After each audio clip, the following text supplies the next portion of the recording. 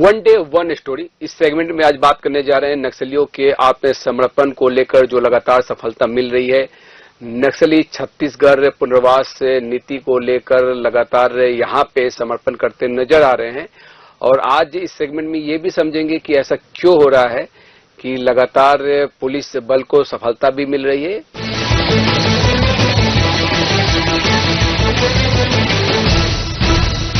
बस्तर में फैल रहा है अब विकास का उजियारा, नक्सलवाद की रात ढल रही। बस्तर में विकास की नई सुबह, शांति और विकास राह पर बढ़ रहा है बस्तर। शस्त्र त्याग कर नक्सली चुन रहे अमन की राह।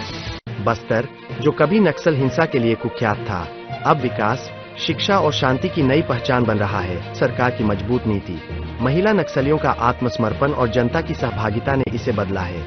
अब बस्तर में डर नहीं, उत्सव, स्कूलों की घंटी और उम्मीद की रोशनी गूंजती है। यह बदलाव का जीता जागता उदाहरण है। कभी लाल सलाम की गूंज से कांपने वाला बस्तर अब बच्चों की हंसी, स्कूल की घंटी और विकास की आवाज से गूंज रहा है। जो क्षेत्र एक समय नक्सल हिंसा, अपहरण, बारूदी सुरंगों और बंदूकों के लिए जाना जाता था, वह अब उम्मीदों और उजाले की कहानी बन गया है। यह बदलाव अचानक नहीं आया, यह सरकार की संकल्प शक्ति, जनता के विश्वास और रणनीति की सूझबूझ का परिणाम है। बीते 1.5 वर्षों में छत्तीसगढ़ की सरकार ने नक्सल उन्मूलन की दिशा में ऐसे ठोस कदम उठाए हैं जिसने पूरे देश को सोचने पर मजबूर कर दिया है। प्रधानमंत्री नरेंद्र मोदी और गृहमंत्री अमित शाह के मार्गदर्शन में मुख्यमंत्री विष्णुदेव साय की सरकार ने नक्सलवाद की कमर तोड़ दी है। सबसे खास बात यह है कि यह सिर्फ गोली और बंदूक की लड़ाई नहीं थी, यह विश्वास और विकास की रणनीति भी थी। इस अभियान की सबसे मार्मिक और प्रेरणादायक तस्वीर वह है जहां महिला नक्सली हथियार छोड़कर मुख्य धारा में लौट रही है। जिन हाथों में पहले बंदूकें थीं, अब वे बच्चों के हाथ थामे हुए हैं। आत्मसमर्पण करने वालों में बड़ी संख्या महिला माओवादियों की है। ये महिलाएं कभी कमांडर के रूप में कुख्यात थीं, जिनके नाम पर गांवों में डर का माहौल रहता था, लेकिन अब वही महिलाएं पुलिस और प्रशासन की मदद से समाज में नए जीवन की शुरुआत कर रही है। आधिकारिक आंकड़े बताते हैं कि पिछले 1.5 साल में करीब 1500 नक्सलियों ने आत्मसमर्पण किया, जिनमें सैकड़ों महिला नक्सली शामिल थी। वहीं 435 नक्सली मारे गए, जिनमें 8 महिला नक्सली थी। यह संख्या बताती है कि अब नक्सली संगठन अपनी पकड़ खो रहे हैं और उनकी मुख्य आधारशिला महिला नेतृत्व भी दरकने लगा है। ताजा आंकड़ों के अनुसार नक्सली हिंसा से जुड़े मामलों में भारी गिरावट देखी गई है। 1500 आत्मसमर्पण, 1464 गिरफ्तारियां, 821 हथियारों और 1307 बारूदी सुरंगों की बरामदगी हुई है। 95 मुठभेड़ और 763 गिरफ्तारियां केवल बीजापुर जिले में यह दिखाता है कि सुरक्षा बलों ने किस पैमाने पर अभियान चलाया है। करीब 150 महिला नक्सलियों ने आत्मसमर्पण किया और 79 महिलाएं गिरफ्तार हुई, जो यह दर्शाता है कि नारी शक्ति भी बदलाव का बड़ा हिस्सा बन रही है। नक्सलियों की गतिविधियों में कमी और आत्मसमर्पण में बढ़ोतरी सरकार की रणनीति की सफलता को साबित करती है। सरकार ने आत्मसमर्पण करने वालों के लिए पुनर्वास की मजबूत व्यवस्था की है। नीर नेला नार योजना जैसे कार्यक्रमों के माध्यम से सरकार ने उन क्षेत्रों में बिजली, पानी, सड़क, स्वास्थ्य और शिक्षा जैसी सुविधाएं पहुंचाई, जहां पहले माओवाद का बोलबाला था। महिला नक्सलियों को विशेष प्रशिक्षण, स्वरोजगार और आर्थिक सहायता दी जा रही है, ताकि वे सम्मान के साथ जीवन शुरू कर सके। यह सोच केवल अपराध से मुक्ति नहीं, बल्कि जीवन को नया मकसद देने की सोच है। अबूझमाल जैसे दुर्गम क्षेत्र, 4G नेटवर्क की पहुंच, सैकड़ों स्कूलों का पुनः संचालन और 49,000 करोड़ की सिंचाई परियोजनाएं यह साबित करती है कि सरकार केवल सुरक्षा नहीं, विश्वास की जीत चाहती है। सुरक्षा बलों के साथ साथ समाज की भागीदारी भी इसमें अहम रही है। बस्तर फाइटर्स के रूप में स्थानीय युवाओं को पुलिस बल में शामिल किया गया है, जिससे उन्हें रोजगार भी मिला और अपने गांव की रक्षा का गर्व भी। अब बस्तर में डर नहीं, उत्सव की गूंज है। बस्तर ओलंपिक में 1.65 लाख युवाओं की भागीदारी और पंडुम उत्सव में 47,000 से अधिक कलाकारों की प्रस्तुति बताती है कि बस्तर अब जश्न की धरती बन रहा है। पालनार जैसे गांव जो कभी उजड़ चुके थे, अब वहां फिर से बिजली, स्कूल और स्वास्थ्य सुविधाएं लौट आई है। जंगलों की वीरानी अब जीवन की चहचहाहट में बदल चुकी है। सरकार की नीति है कि हर नक्सल मुक्त पंचायत को 1 करोड़ रुपए तक की विकास योजनाओं की स्वीकृति दी जाए। ग्राम रक्षा समितियां स्थानीय सुरक्षा के साथ साथ जागरूकता का कार्य कर रही है। पुलिस अधोसंरचना को मजबूत करने के लिए 518 करोड़ रुपए और अत्याधुनिक हथियारों के लिए 350 करोड़ रुपए का प्रावधान किया गया है।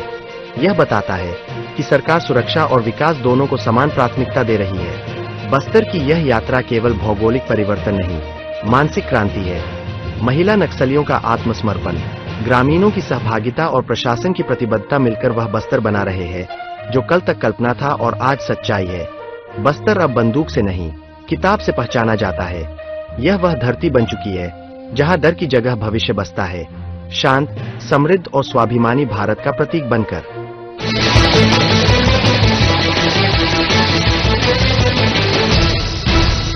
यहाँ पे बड़े स्तर पे नक्सलियों का सरेंडर होते नजर आ रहा है। एक दिन में 50 नक्सलियों का समर्पण, एक दिन में 66 नक्सलियों का समर्पण। तो आज समझेंगे कि नक्सलियों का सरेंडर क्यों हो रहा है, पुनर्वास नीति में ये सफलता क्यों मिल रही है, इसके पीछे की वजह क्या है, क्या नक्सली दबाव में है या पुनर्वास नीति से प्रभावित होकर यहाँ पे नक्सली सरेंडर करते नजर आ रहे हैं। देखिए ये खास रिपोर्ट।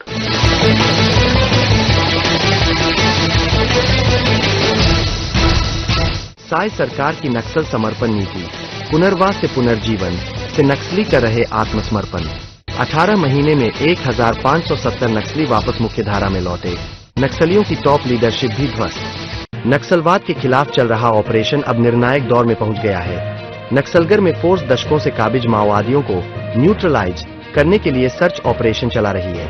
केंद्रीय गृहमंत्री अमित शाह ने दावा किया है कि 31 मार्च 2026 तक माओवाद खत्म कर दिया जाएगा। माओवादियों के खात्मे की डेडलाइन को देखते हुए फोर्स तेजी से अपने ऑपरेशन में जुटी है। वहीं नक्सली हथियार छोड़कर समाज की मुख्य धारा में शामिल हो रहे हैं। एंटी नक्सल ऑपरेशन के चलते बड़ी संख्या में माओवादी हथियार डाल रहे हैं। सरेंडर करने वाले नक्सली समाज की मुख्य धारा में शामिल होकर अब हिंसा से तौबा कर चुके हैं। बस्तर आईजी ने बताया कि हाल ही में पड़ोसी राज्य तेलंगाना में एसजेडसीएम कैडर के माओवादियों ने सरेंडर किया था। वहीं सुकमा और नारायणपुर जिले में डीवीसीएम रैंक के माओवादियों ने भी सरेंडर किया है। सरेंडर के आंकड़े को देखकर यह साफ है कि अब माओवादी संगठन से लोगों का विश्वास कम ही रहा है। नक्सलियों की सच्चाई आम जनता और आदिवासी जान चुकी है। इनके बहकावे में अब कोई आने वाला नहीं है। बस्तर आईजी सुंदरराज पी ने कहा कि बस्तर में जिस तरीके से DRG, STA, Bastar fighters, cobra, CRPF, ITBP, SSB तमाम सुरक्षा बलों के द्वारा माओवादियों के खिलाफ प्रभावी रूप से कार्य किया जा रहा है, जिसके कारण माओवादी संगठन को बीते दिनों बड़ा झटका लगा। बस्तर आईजी सुंदरराज पी ने एक बार फिर अपील करते हुए माओवादियों से कहा कि वे नक्सल संगठन छोड़कर मुख्यधारा में शामिल हो और सरकार की पुनर्वास नीति का लाभ उठाकर शांतिपूर्ण व सामान्य जीवन जी सके। बस्तर आईजी ने कहा कि बसव राजू के मारे जाने से नक्सलवाद की कमर टूट गई है। बसव राजू के मारे जाने से नक्सली बैकफुट पर है। नंबल्ला केशव राव के मारे जाने के बाद नक्सलियों में दहशत का माहौल है। छत्तीसगढ़ शासन एवं भारत सरकार की एक स्पष्ट मंशा है प्रतिबंधित एवं गैरकानूनी सीपी माओवादी संगठन का खात्मा को बहुत जल्दी सुनिश्चित करते हुए संभाग के अंतर्गत समस्त इलाका में विकास कार्य को गति देकर संपूर्ण बस्तर क्षेत्र का एक सकारात्मक पहचान दिलाने का उसी उद्देश्य से विगत समय में सुरक्षा बल द्वारा लगातार प्रभावी अभियान संचालित की जा रही थी, जिसके परिणाम स्वरूप विगत 1.5 वर्षों में 450 से अधिक माओवादी कैडर के डेड बॉडी अलग अलग मुठभेड़ के पश्चात रिकवर की गए थे। खासतौर पर सीपीएम माओवादी संगठन के जो सरगना है उनके general secretary Basavaraju, central committee member Gautam उर्फ सुधाकर और अन्य सीनियर माओवादी कैडर्स के डेड बॉडी अलग अलग मुठभेड़ के पश्चात DRG, STF, Bastar fighter, cobra, CRPF, BSF, ITBP, CFM तमाम सुरक्षा बल द्वारा रिकवर की गए थे। और इसी कारणवश माओवादी संगठन अभी बिल्कुल दिशाहीन और नेतृत्व हो चुकी है। इन सब परिस्थिति को देखते हुए सीनियर लेवल माओवादी कैडर से लेकर divisional level committee, area committee और स्थानीय लेवल माओवादी कैडर सब संगठन छोड़कर काफी बड़ी संख्या में आत्मसमर्पण करके शासन के पुनर्वास पॉलिसी के लाभ उठाने के लिए सामने आ रहा है। उसी सिलसिला में आज दिनांक 24 जुलाई को बस्तर संभाग के अंतर्गत जिला बीजापुर में 25 माओवादी कैडर, जिला दंतेवाड़ा में 15, जिला सुकमा में 5, जिला नारायणपुर में 8, जिला कांकेर में 13, इस प्रकार कुल 66 माओवादी कैडर ने आज हिंसा त्याग करके समाज के मुख्यधारा में आने के उद्देश्य से आत्मसमर्पण किया। पुनः मार्गम पुनवापुर में state level committee cadre Irpa Jagdish, जिनके ऊपर 25 लाख के इनाम घोषित है, उन्होंने भी आत्मसमर्पण किया और काफी बड़ी संख्या में divisional committee member, area committee member और पीएलजी कैडर्स भी आत्मसमर्पण किया। हम सब उनको समाज के मुख्यधारा में स्वागत करते हुए अन्य जो माओवादी कैडर अभी भी जंगल के अंदर है उनसे अपील करते हैं, अभी भी वक्त उनके पास और उनके पास मात्र एक ही विकल्प है, हिंसा छोड़कर समाज के मुख्यधारा में शामिल होने के उद्देश्य से सामने आना चाहिए ताकि वो एक सामान्य और शांतिपूर्ण जीवन जी सके।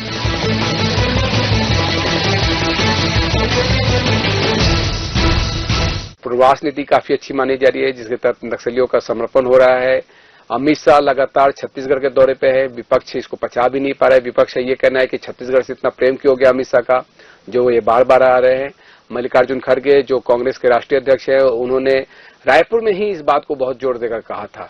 लेकिन अब मैं आपको उन लोगों का बयान सुनाने जा रहा हूं जिन्होंने अक्सर कई मौके पर नक्सल आत्मसमर्पण को लेकर जो बातें कही, वो क्या बातें रही और इसका दूरगामी परिणाम भी देखने को मिला। तो आइए सुनते हैं उन बयानों को जो काफी चर्चाओं में भी रहा।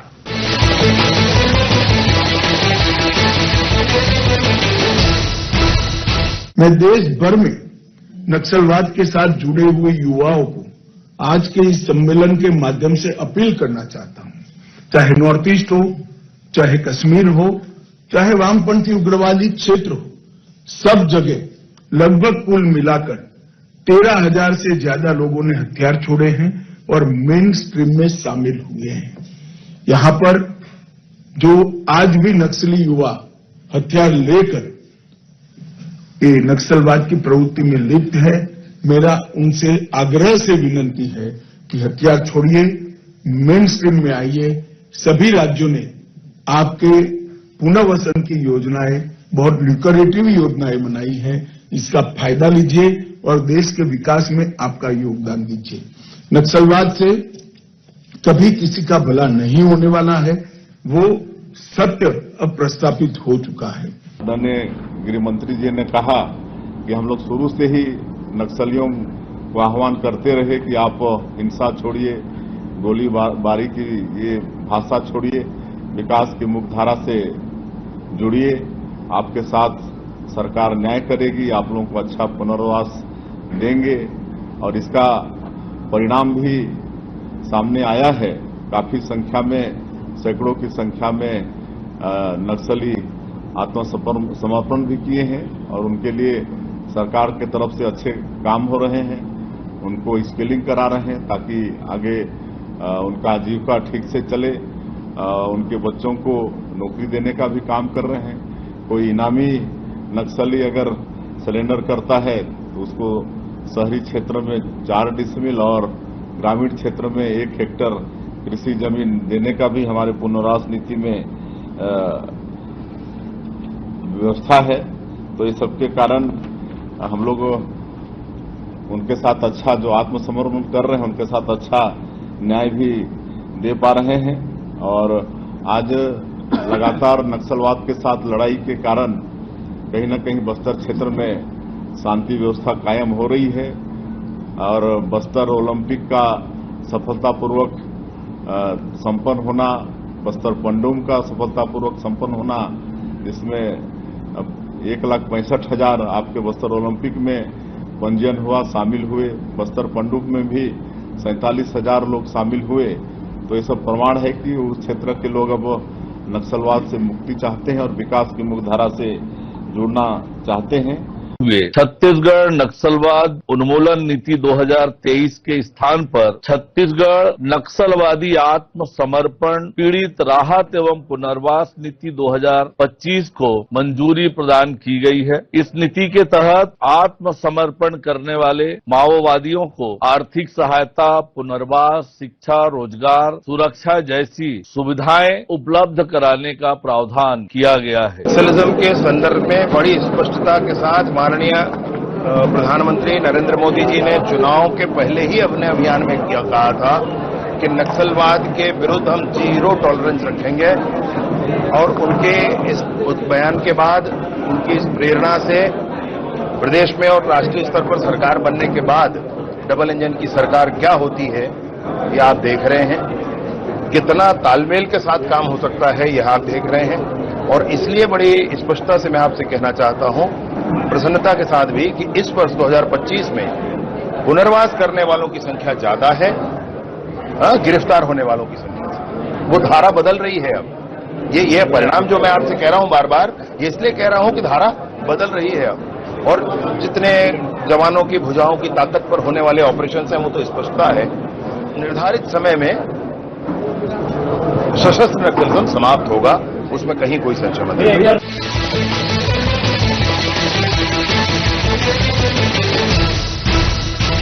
इसी मसले पर हमने बात की वरिष्ठ पत्रकार संजीव गुप्ता से, और देखिए उन्होंने क्या कहा कि नक्सल जो पुनर्वास नीति है और जो सरेंडर कर रहे नक्सलियों के पीछे की वजह क्या है।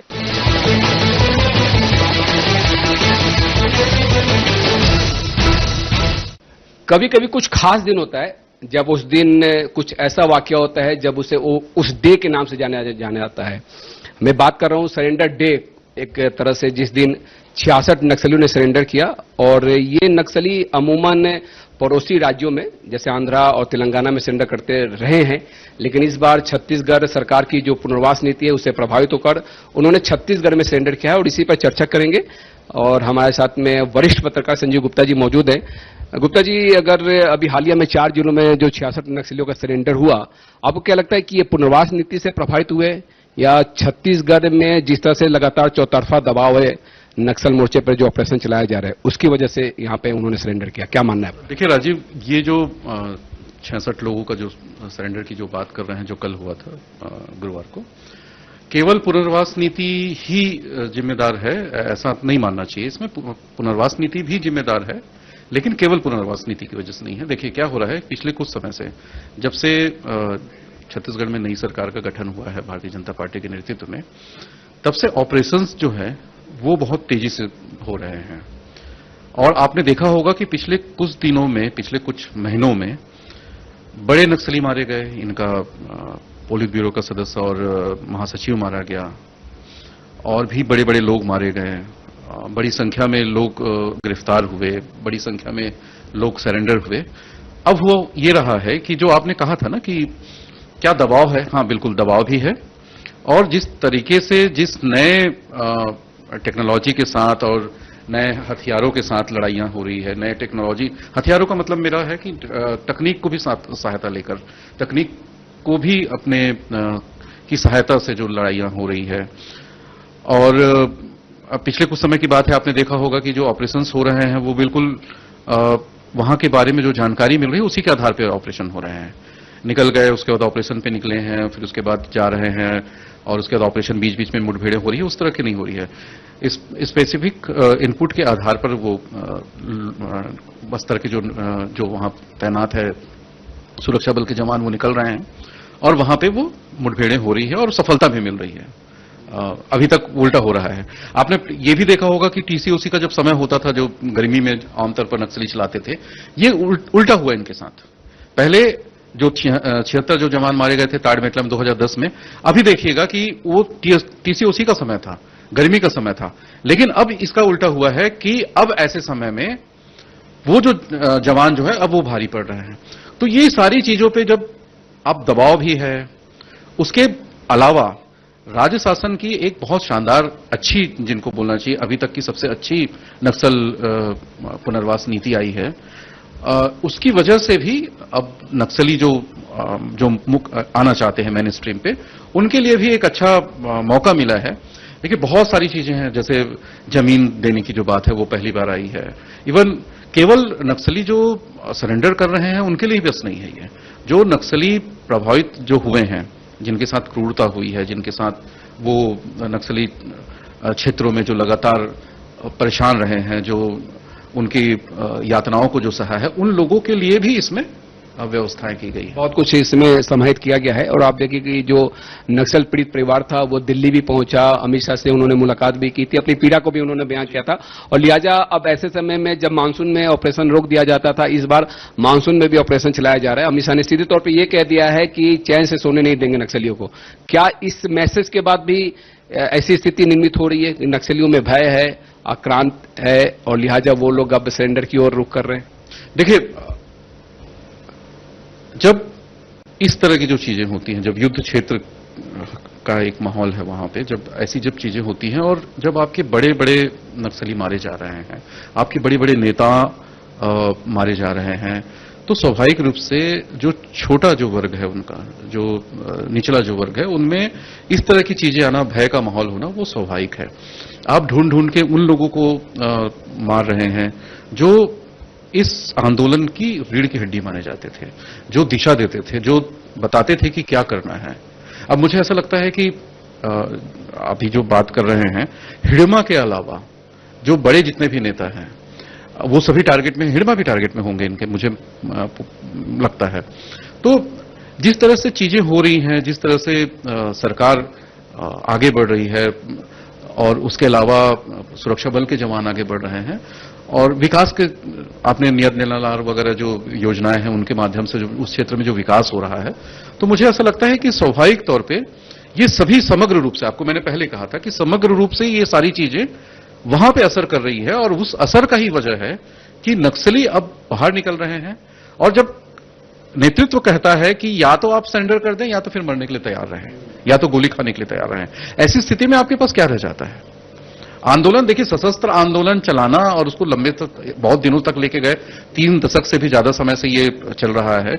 अब मुझे ऐसा लगता है कि अगर सच में आप विकास चाहते हैं और अगर सरकार विकास कर रही है, तो मुझे ऐसा लगता है कि नक्सलियों को अब मेन स्ट्रीम पे आना चाहिए और उनको भी चुनाव लड़के या फिर दूसरे तरीके से, लोकतांत्रिक तरीके से अपनी सरकार बनानी चाहिए, या वैसे भी कोशिश कर सकते हैं वो आके। तो कोई जरूरी नहीं है कि आपको बेहतर चीजें करने के लिए, चीजों को बेहतर करने के लिए हथियार उठाया जाए। आपको क्या लगता है कि जो ये सरेंडर नक्सली है, अब मुख्य धारा में, ठीक है आपका कहना है कि मुख्य धारा में लौटे, लेकिन जो लौटना नहीं चाहते हैं और ऐसे में जो सरेंडर नक्सली, जिन्होंने सरेंडर कर दिया, वो अब चुनौती बनते जा रहे हैं जंगल में रहने वाले नक्सलियों के खिलाफ में, क्योंकि उनके पास में इनपुट तो बहुत सारे।